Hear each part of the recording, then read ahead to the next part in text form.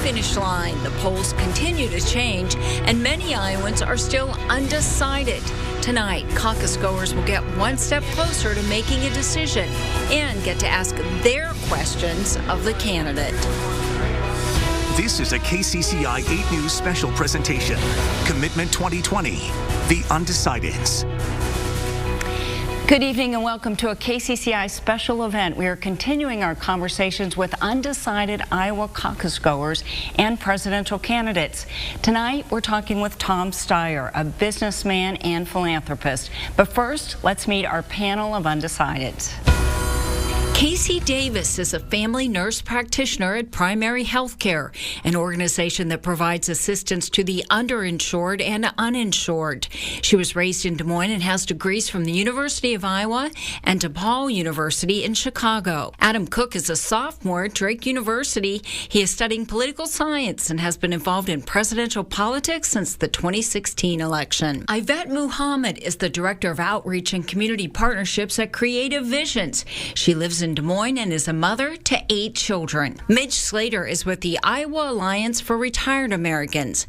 She's worked for the Iowa Federation of Labor AFL-CIO and studied at Pittsburgh Theological Seminary. And we want to thank you all for being here and coming in to be a part of this. And we know you've been listening closely to a lot of the candidates and want to hear their views on a number of issues. And first of all, though, we want to also thank Tom Steyer for being here with us. And let's meet the candidate. Tell us a little bit about yourself.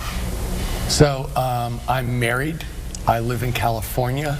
We have 4 kids between the ages of 25 and 31.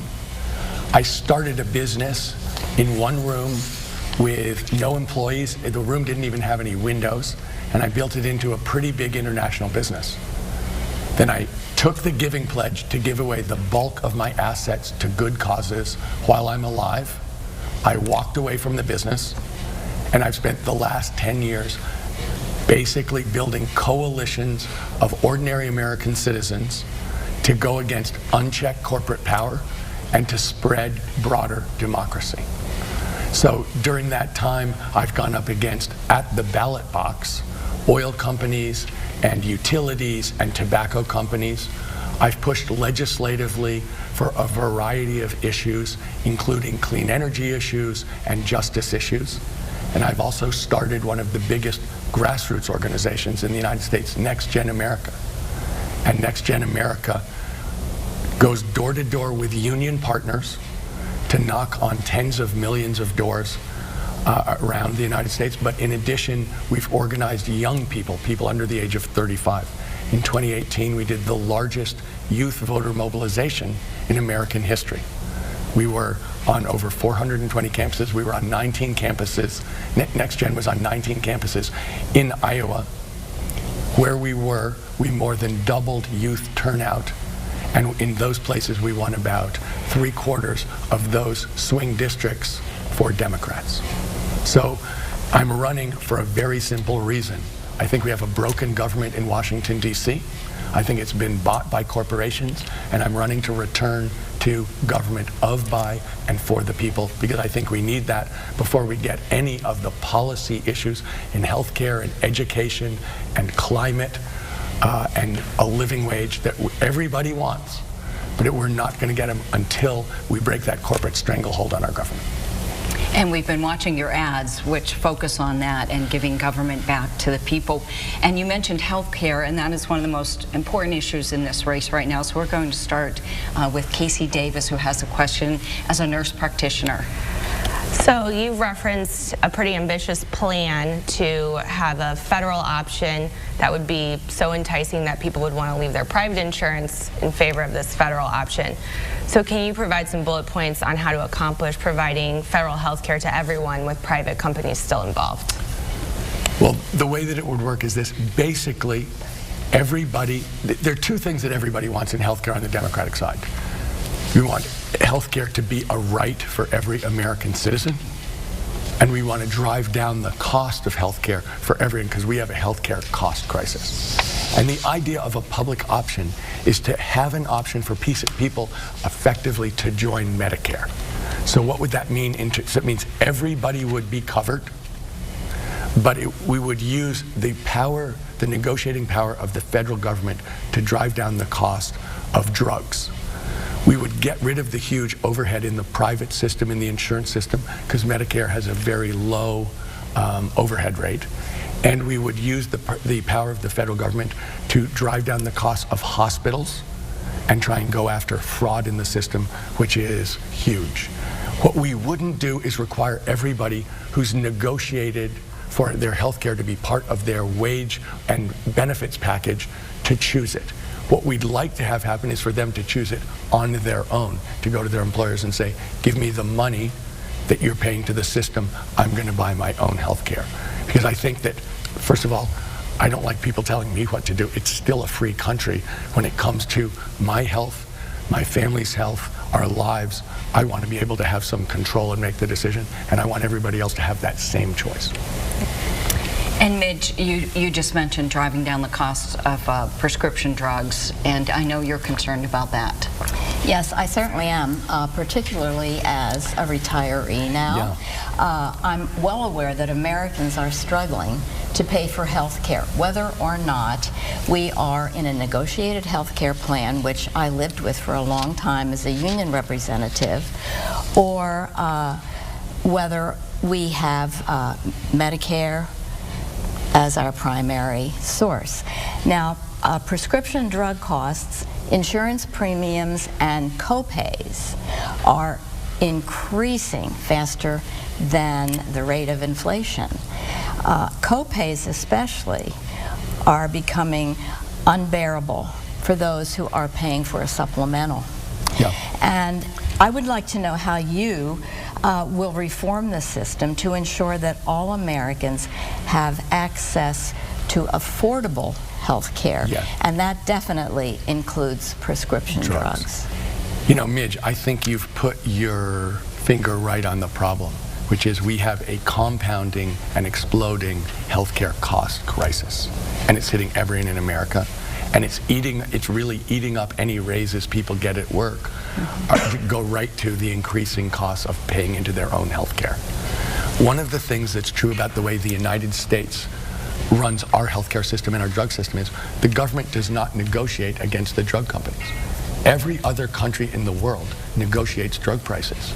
So for instance, insulin costs 10 times more in the United States than it does in Canada, because we don't negotiate, but the Canadian government does.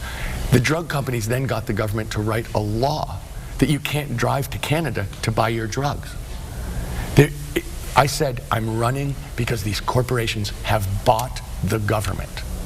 There is no example where it's more clear than with the drug companies, where they take advantage and charge us more than they charge any other country in the world for the exact same drugs. It seems impossible, but it's really true. And so when I say that we need to break this corporate stranglehold on our government, healthcare is a perfect example, because they are taking advantage of us and the government is letting them do it because they own the government. It's like the drug companies are negotiating with themselves to write the most outrageous laws in their own favor. And the result is that people really, it just chews up everybody's income, and for seniors, it's unbearable. And that's why I've said, look, we need to drive down the cost. The government is supposed to be representing you and every other American citizen, not the profit lines of drug companies. And so it's a completely different attitude. Look, I was a businessman for 3 decades. I understand negotiation. I promise you, we are going to go after these people because they have been ripping off the American people in an outrageous fashion for decades. And the government has been conniving with that because they give a lot of money and they have a lot of lobbyists. It's not right. It's really not right. I mean, a lot of these are just academic words, but when you get down to somebody who can't afford their drugs, who's getting squeezed in every part of their life, it's just not right. And so somebody's got to stand up for the American people, and I promise I will do that. Well, I think it's not right that someone would have to choose between a prescription drug and the food Exactly. that might keep them healthy and not so much need that prescription drug. When you get down to the human level, you see those choices. I had a mom in South Carolina said to me, Tom, I can either take my daughter to the doctor and she had a life-threatening illness, or I can pay the rent. What do you think I should do? I was like, Deanna, I know you're going to take your daughter to the doctor. And she said, of course I am, but I don't know where I'm going to be living on the 1st of next month. That's not right. That's not right. And it's not just retirees or, I mean, even young people and on the college campuses have concerns. And Adam, you're concerned about mental health. Yeah. So mental health has been a quickly rising issue, especially on college campuses. How would you include mental health initiatives as president? So, Adam, I think that mental health has been a huge issue. I think it's been an unrecognized issue to a great extent across society. I think we are seeing it in college campuses, but we're seeing it all across Iowa. And I know they've been closing mental health facilities. I've specifically allocated $100 billion to mental health because we've got to treat mental health like health. That in fact, you're sick, you need assistance, you need care, you need professional care. And I think it's been one of those things where a lot of times people don't want to admit to the problem for starters. So there's a willingness to accept care, and then there's an ability to get care. And I think it's really important. What we've seen in society, and it's not just for college students, but it really does go across society, that there is an unmet need here, and particularly in Iowa.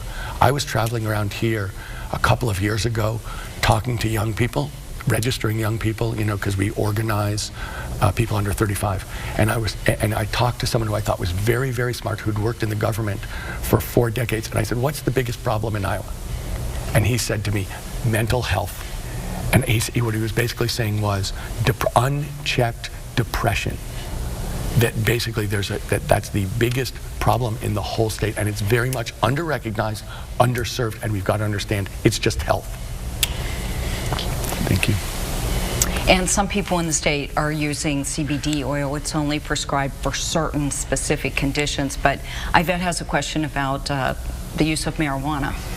Yes, with all the medical benefits associated with marijuana use, are you for or against the legalization of marijuana?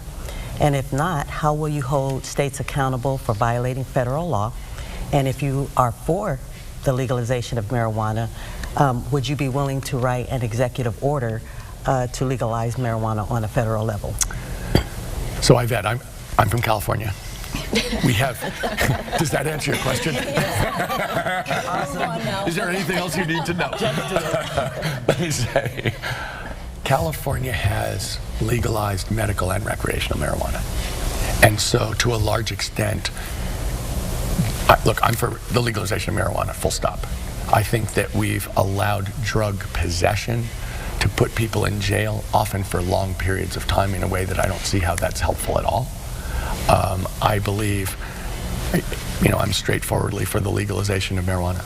And I think that it would solve a lot of issues in the criminal justice system.